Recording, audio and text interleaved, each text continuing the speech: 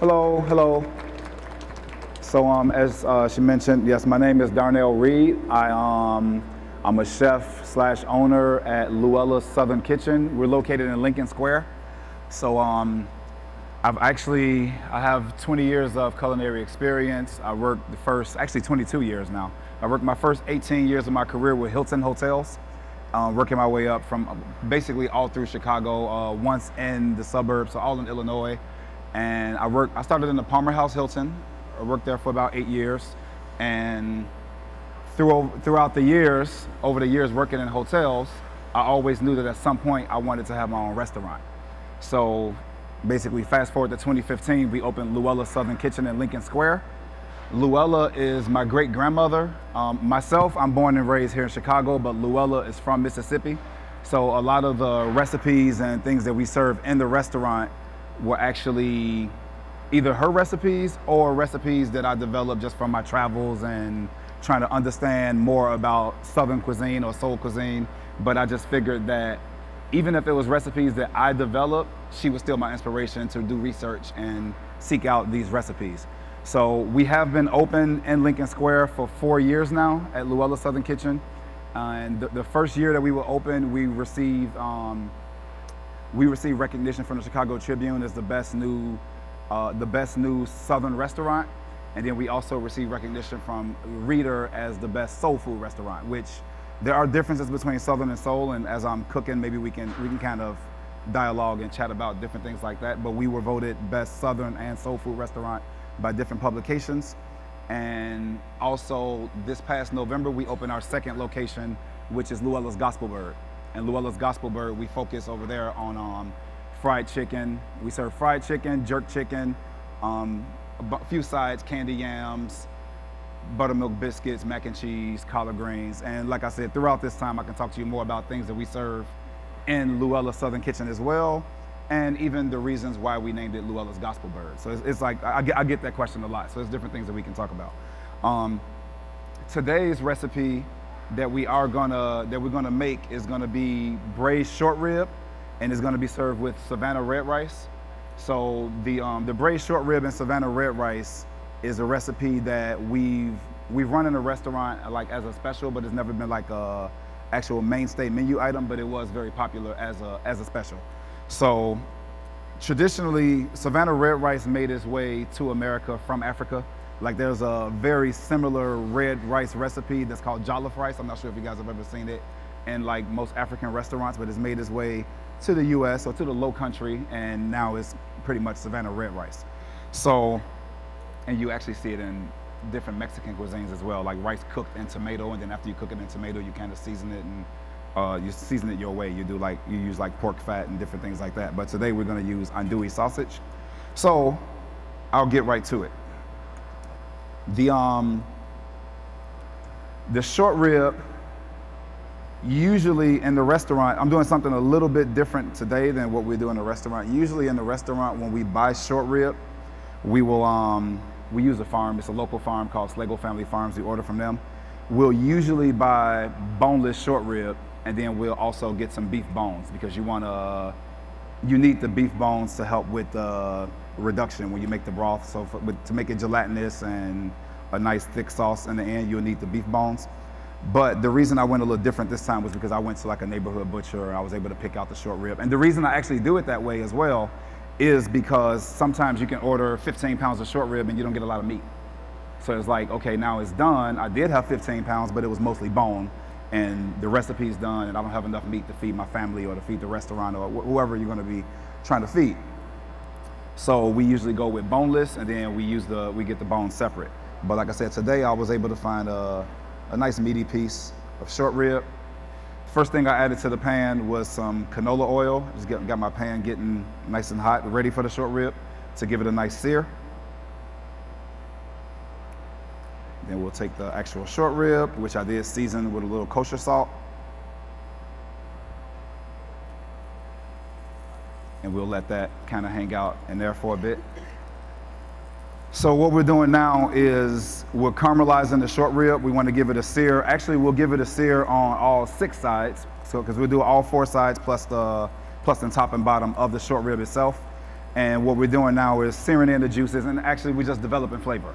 So when you sear your meats, you're developing flavor that gets into it. We're not doing it for texture, we're doing it only for flavor because we're gonna braise these short rib. Like for example, if we were making just a steak that I was serving to people or a cheeseburger, you want that sear because you want the crust on the exterior.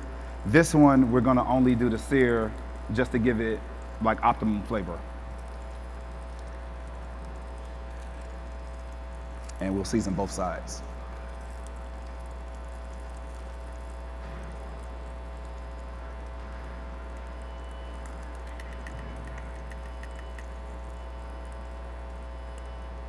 After the short rib when the short rib is seared on all sides, and I know you can probably see from up here, one thing, like traditionally when you're doing braising or braised meats, you usually see the onions, carrots, and celery. That's kind of traditional for braising meats. What I like to do, and it's not like it's my idea, but I use the Trinity versus the mirepoix. The French mirepoix is the onions, carrots, and celery. Just personal preference, I prefer to swap out the bell pepper for the carrots. On the meat,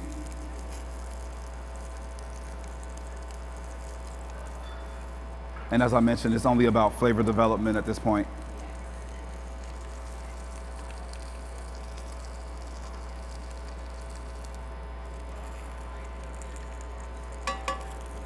So after we sear the short rib, what we'll do is we'll set it to the side for a second until we get the other ingredients together.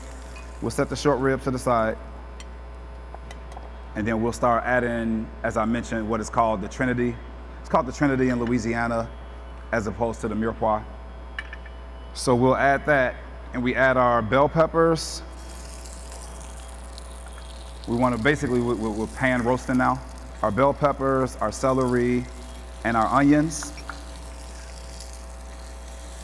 And what's happening now is we're getting some flavor from the short rib that we caramelized, and we're gonna infuse that flavor into the Trinity.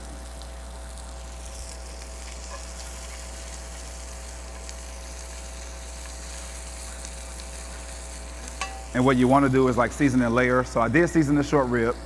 In addition to seasoning the short rib, I'm gonna add a little seasoning on my vegetables as well. It's a lot easier, well, I shouldn't say easier, but when you season in layers, your finished product will pretty much it should be close to what you want versus at the end. If you try to season toward the end, you may never get it to be seasoned as well as if you season it, because at the end, you're gonna just continue to add salt, add salt, add salt. When if you would've went in layers, when it's done, it may just be perfect. Like, you know, as long as you don't go too heavy with the salt. Because you can always add, but you can't take away, so I just do a little sprinkling of salt. Now, in addition to this Trinity that's gonna go in there, I am gonna add some garlic, and we're gonna kind of pan roast that garlic a little bit as well. I don't wanna add it now because the garlic will be the quickest thing to burn. So we don't wanna add the garlic at this stage. We'll add it once the other veggies are pretty close and kind of basically when it's ready for the garlic.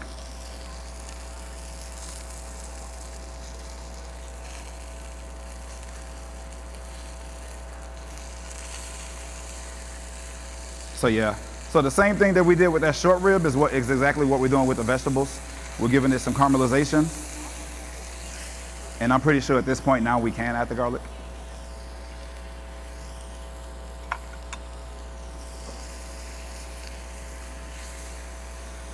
And since I've already seasoned the veggies, there's no need to add more for the garlic right now. We'll just let those cook.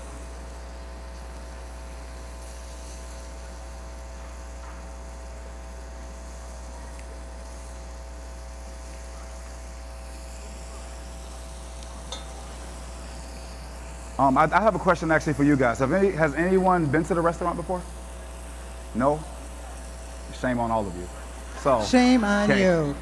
All right, well, we've had quite a few people from California, which is surprising to me because out of all the travelers that we get to the restaurant, because I actually pay attention, we get California and Alabama are the top two that travel to Luella's. We, from what I hear in California, they said that we did a show called Cheap Eats, and we featured our mac and cheese, and actually it was braised short rib mac and cheese. We braised it exactly the way we're braising this one, We did braised short rib mac and cheese, and usually when they come, they say that they saw that episode. So they'll stop by the restaurant whenever they visit the city. We all still have time. It's only first day in Chicago. So, okay, so the veggies are pretty much where we want them to be. We just want to get some caramelization on the veggies. The only other veggie that we'll add will be in a crushed form, so there'll be crushed tomatoes. And what we're gonna do with those tomatoes is basically, so it wouldn't taste like we added raw tomato to the dish, we're gonna kind of cook that up a little bit as well.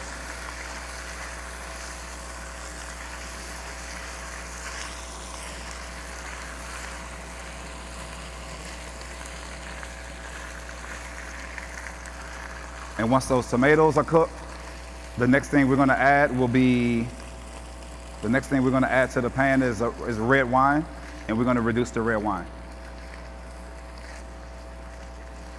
And as I mentioned, everything is done in layers, and we're just adding layers of flavor. So we added the first layer with the sear, second layer we're roasting the veggies, and right now is gonna be the tomato. Then we add red wine, which we're gonna get a nice reduction, so you'll get some flavor from the red wine, basically some sweetness that it'll add to the dish.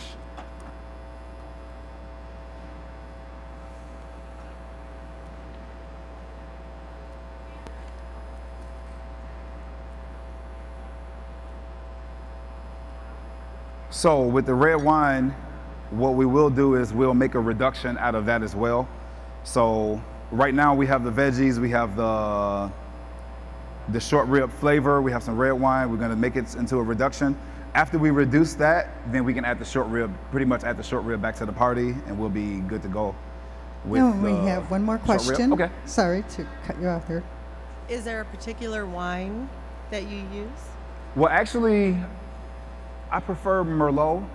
That's what we've been using in the restaurant. But yeah, I think that'll be the way to go. Yeah. I've been using Merlot when I do red wine reductions for years. So yeah.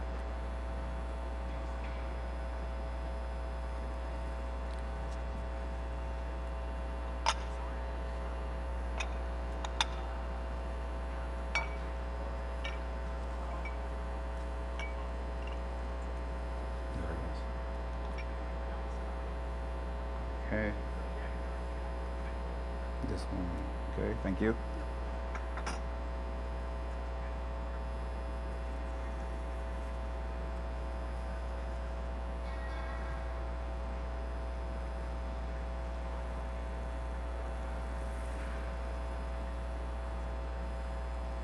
And right now, in addition to making the reduction, we're actually cooking out the alcohol. That's why I just gave it a little smell, because you can pretty much smell when it still has a high alcohol content. You'll never cook out all the alcohol, but you'll cook out most of it. Most of the alcohol can evaporate away.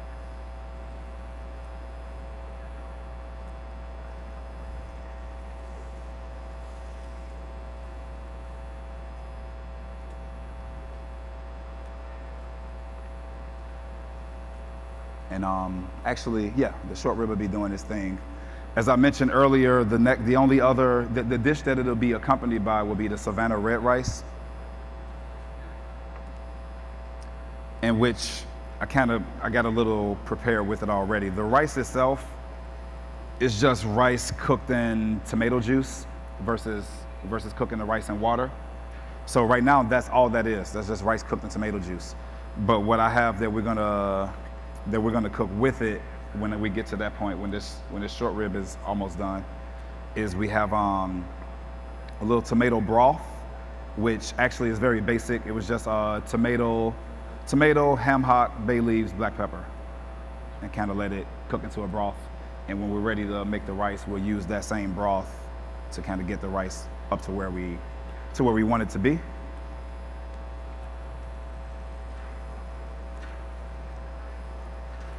The reduction has come along pretty well. I will be needing some fresh thyme later into the recipe. The dish is finished with fresh thyme. It's actually, fresh thyme will be put into the braising liquid, but it'll be reintroduced in its fresh form at the end of the dish. So we'll just pull them off the stems.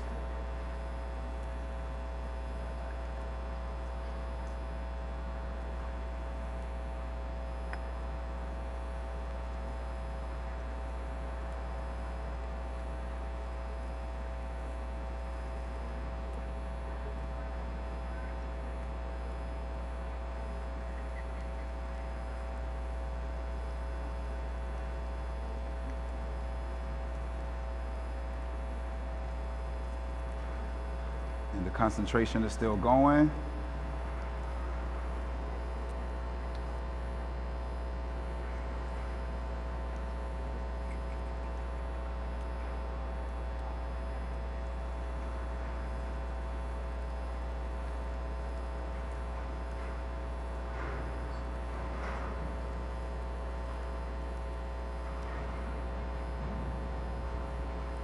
So we'll let that, basically, we'll let this continue to reduce. And all we're doing is, like I said, we're just developing flavors. So right now, all the ingredients that we added, we're making a concentration, and basically the water that is included, and when we do add the rest of the water as well, whatever water is included in the dish, the water is evaporating, the flavor is concentrating. And we have another question back here. Okay. Darnell. What type of rice is it? Is it just white rice, jasmine? Well, actually, the rice that we use mostly is a Carolina Gold.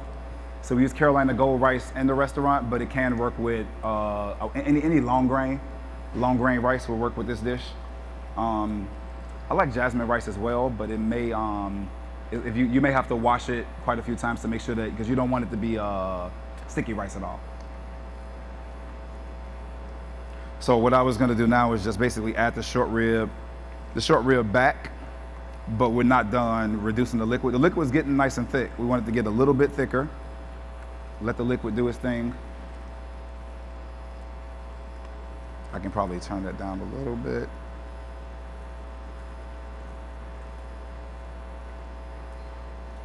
So yeah, in the restaurant, we are very, like the question you asked about the rice, we try to add our own twist on certain things, but at the same time, we try to be as traditional as possible for people who may travel from the South, and we want them to be able to recognize what we want them to basically remember what they had from where they came from. And that was one thing that I wanted to get into as well, the difference between Southern food and soul food, and because that's exactly what soul food is. So our restaurant, Luella Southern Kitchen, is a Southern restaurant. We serve food from all over the Southern United States.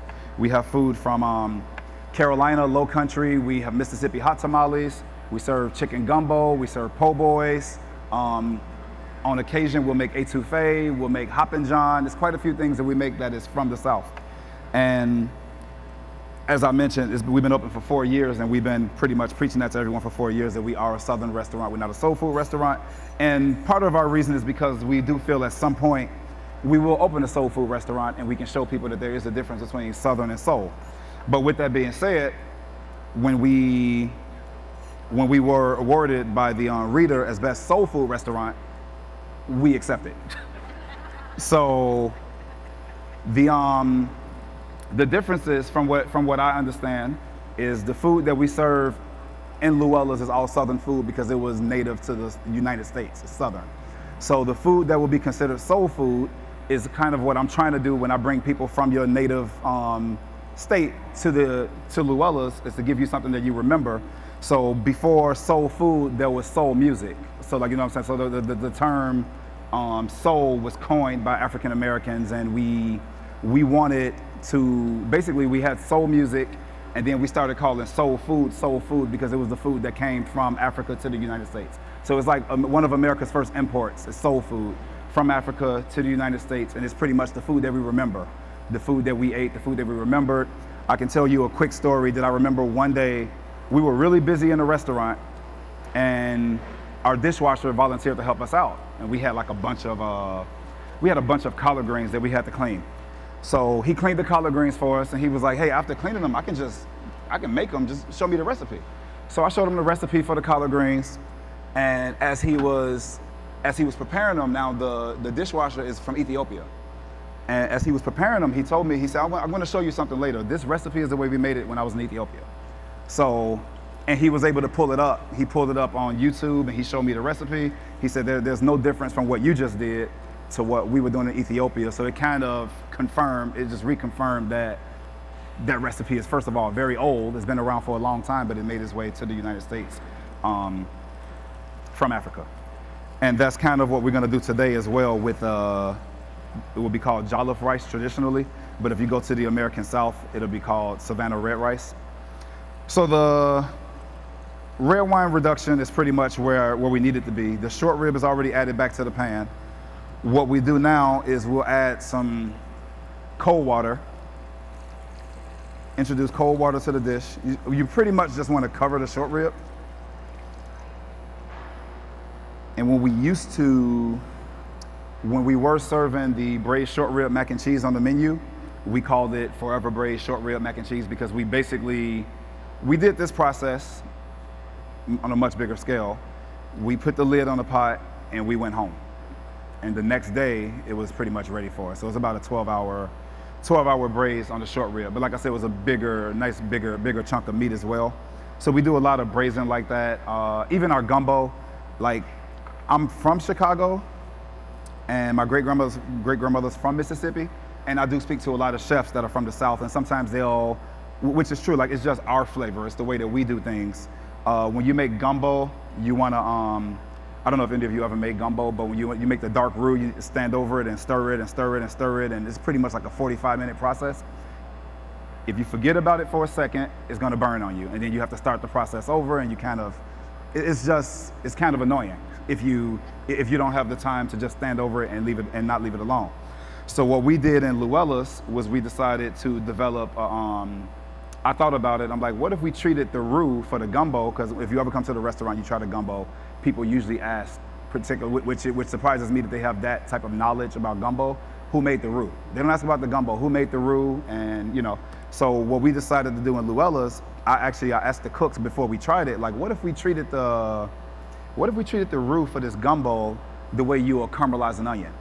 And just did it low and slow versus quick and having to stand over it. So what we did was we developed a gumbo recipe where we cooked the roux for 12 hours. And the thing that, it sounds tedious, but it's not even nearly as tedious as the original way. We actually use butter as well, because a lot of times you don't want to use butter because the butter will burn when you're doing that. We use butter, we put it on the lowest heat possible. We actually sit the pan on the flat top, lowest heat possible, and when the butter melts, we add the flour, and whoever's working that day, every hour or so, stir it. And at the end of the day, it's 12 hours later, it's a nice blonde. It's like a darkish blonde, but it's not as dark as it would be in Louisiana. But if you wanted it to be that dark, then you can throw it over the stove and it may take another 10 minutes because you've already spent 12 hours pretty much caramelizing your flour. So our roux is pretty much a caramelized flour, and people really enjoy the gumbo. Even people that are from Louisiana enjoy the gumbo. We've gotten some good remarks on our gumbo in the restaurant. But now, I'm sorry, I'm jumping from recipes. But so back to this one. I've already added the water for the short rib. The only other things that we add to the braising liquid is, as I mentioned to you, we'll add some bay leaves. Actually, we'll add them all. Add some bay leaves, some black peppercorns, and some fresh thyme. That was something missing. So we'll add fresh thyme, and we'll let those kind of do their thing in there. And what we want to do is now you just add the lid, and we want to braise it, and we're pretty much good at that point. So we add the lid, and you're talking about different ingredients, but like I just explained to you guys with the gumbo, doing it low and slow, that's my favorite style of cooking, low and slow. I enjoy grilling and things like that as well, but I prefer low and slow when it comes to cooking product, and it's always a great reward at the end. So cooking this one on a low setting, what will happen is you take it from point A to point Z slowly. It's pretty relaxed, it's very relaxed, and this short rib doesn't have time to get, any meat that you need to braise, it won't have the time to get tense, because when you cook it too fast, it's gonna get tense, and you're gonna end up with a tough product. You're gonna end up with tough meat. So if you cook it slow, you take it from when I'm saying point A to point Z, basically you're gonna get it from raw to cooked.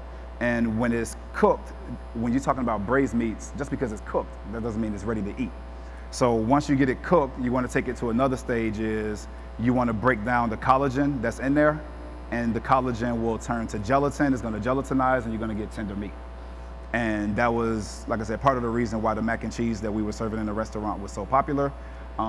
We change the menu every 3 months. So that's part of the reason we don't serve it anymore, because we want to try to keep things fresh. It may come back at some point in the future, but right now we're actually doing, we're going to bring this back as well. We were doing jerk chicken mac and cheese. We change the mac and cheese almost every time we change the menu. We'll add a different protein to it. So while this is pretty much doing this thing, the next thing that I have is the Savannah Red Rice. And I'll bring these over here. Bring these over here. The rice itself, as I mentioned, the rice itself is already cooked. And what we do in the restaurant, or what we did in the restaurant, because like I said, we offered this one as a special. First thing we'll do is we'll put a little heat on the pan, obviously. The Savannah Red Rice, you want to use some type of pork sausage or bacon, and we just chose andouille. You know, we chose andouille sausage to serve with the red rice. And it would have been just as well, it would have been just as good with the bacon. We've made it with pork belly as well. We use pork belly on our brunch menu, and oftentimes we may have a little pork belly left over, so we'll add it to some rice. So I'm just letting the pan get nice and hot. Yeah. My thyme that I'll be using in the end.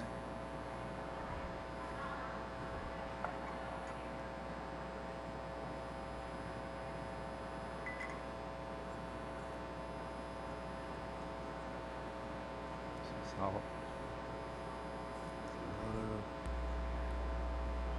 Okay.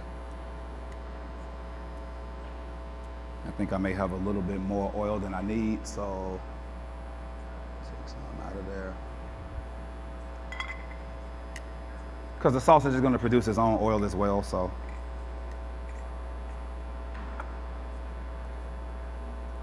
Let it get a little bit hotter.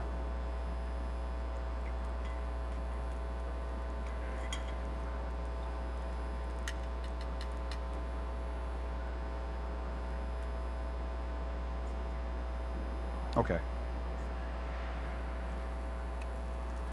So just as with the short rib, even though this is a cooked sausage, we want to give this also some caramelization.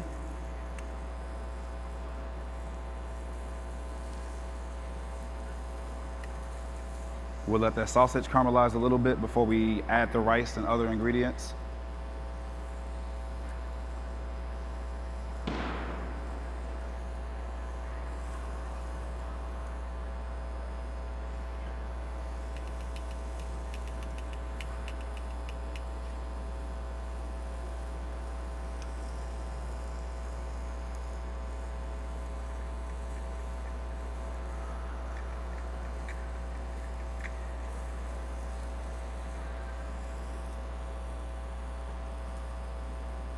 And at Smelling this point, good, isn't it? Okay. You have a question?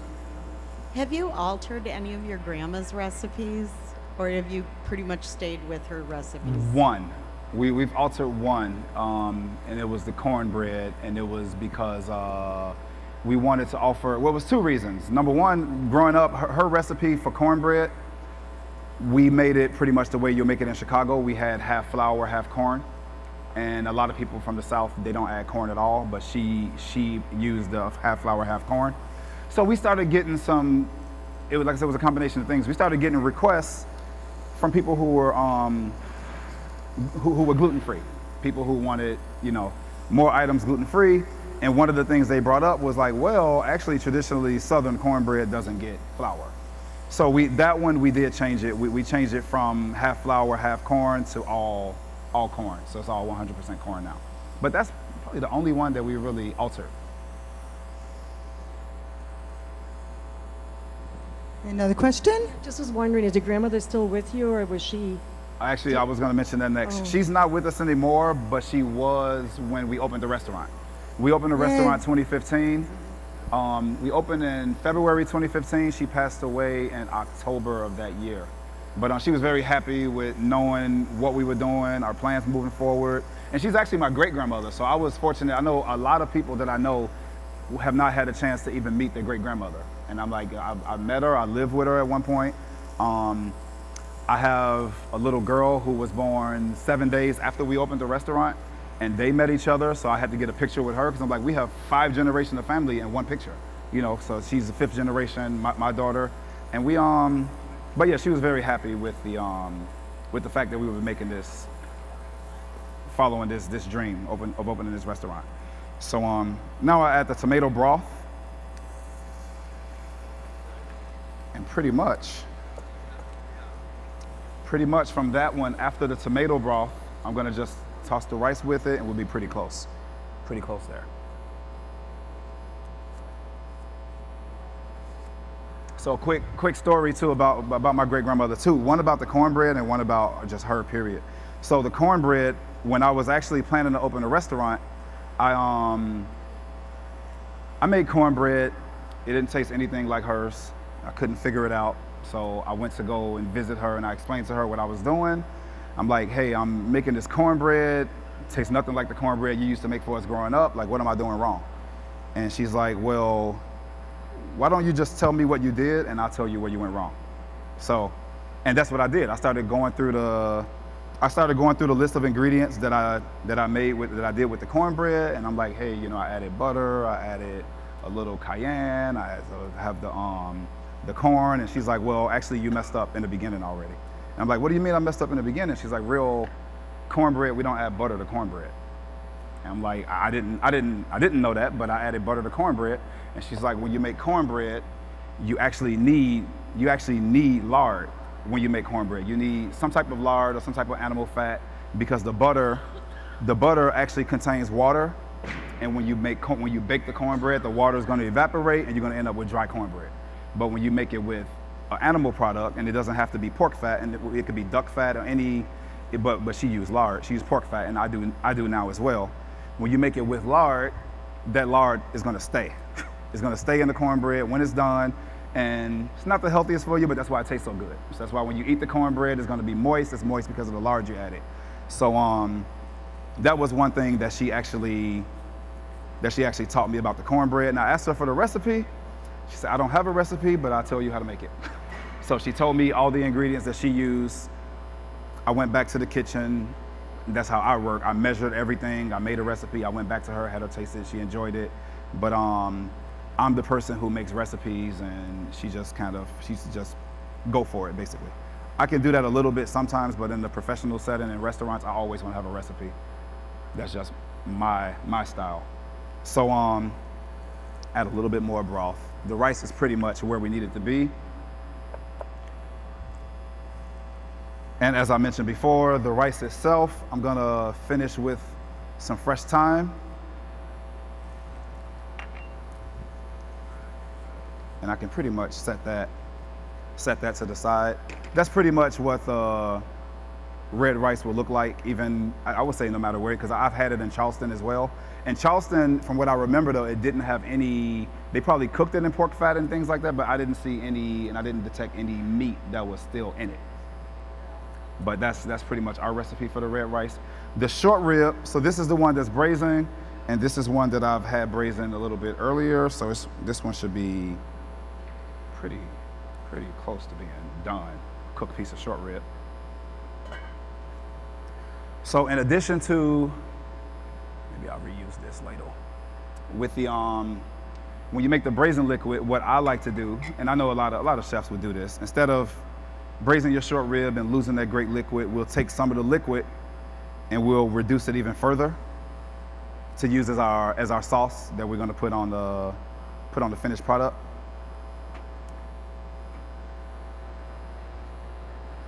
And I couldn't add butter to the cornbread, but I can add butter to this. So the short rib, we have the braising liquid. A lot of times when I braise certain items, I do like to finish it with butter. I like the finished look of the sauce and the finished taste of the sauce when you finish it with a little bit of butter. So we're gonna add that butter to that.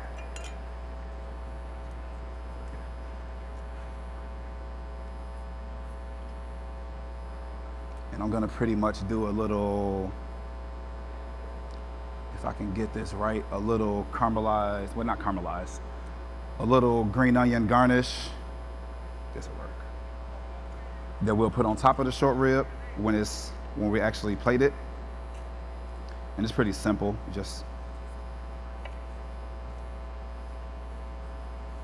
I know this will work with chives as well. Just take some green onion,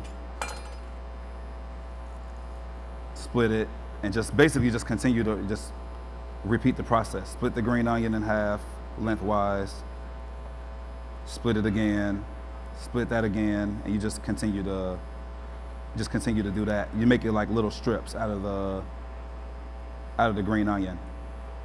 And when you take this garnish and you add it to take this garnish, you add it to some ice water. They should, with a little time, they should curl up for you. And all the while, this is reducing pretty nicely. Won't need that, won't need that. We'll need this.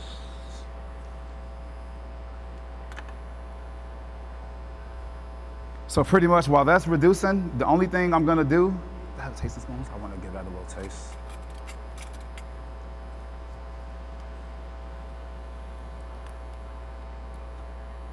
Just tasting for it's fine. Just tasting for salt, which it does need a little salt, but I let it reduce a little more. But while that's doing this thing, and I have actually, I'm not gonna add salt, and I'll show you why in the end. But while that's doing what it needs to do, I'll take the Savannah Red Rice, put it into the bottom of the dish.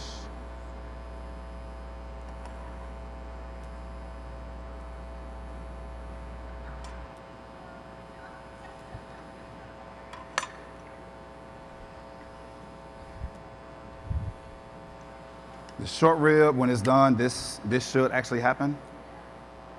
It should come off the bone. And then, as I mentioned, I was able to find some nice pieces of meat, so I got a nice hunk of short rib.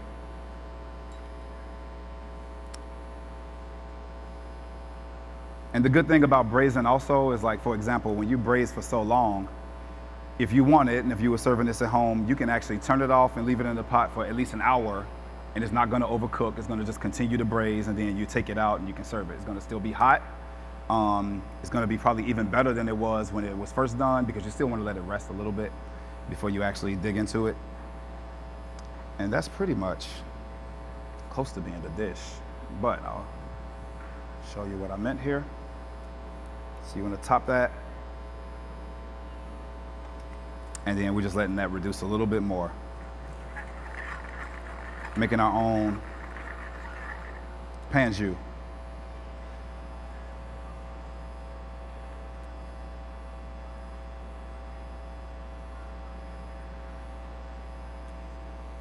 And what I was mentioning earlier about not seasoning this is because right here I have some kosher salt, but here I have some fleur de sel, which I'm gonna use for finishing.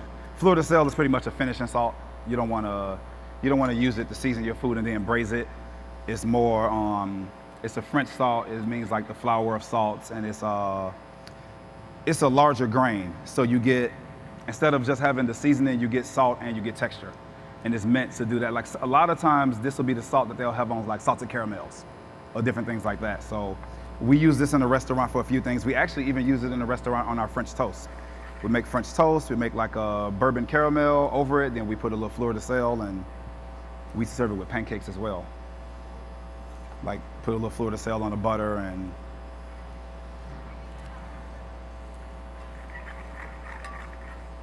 so this is getting pretty close.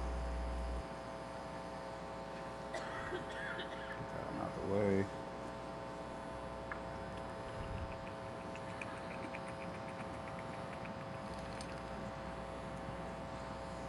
Another question, Darnell. Morning, Chef. Morning. Where would you buy the fleur de sel at? Fleur de sel, Whole Foods, for sure.